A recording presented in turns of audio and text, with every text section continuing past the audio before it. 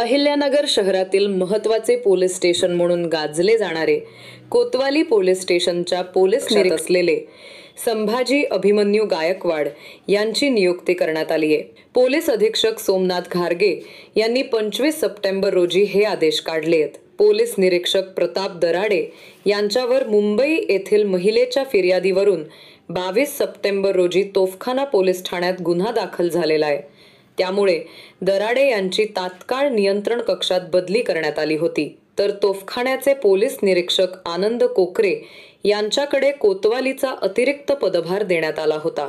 आता पोलीस निरीक्षक गायकवाड यांच्याकडे कोतवाली पोलीस ठाण्याची जबाबदारी देण्यात आली आहे।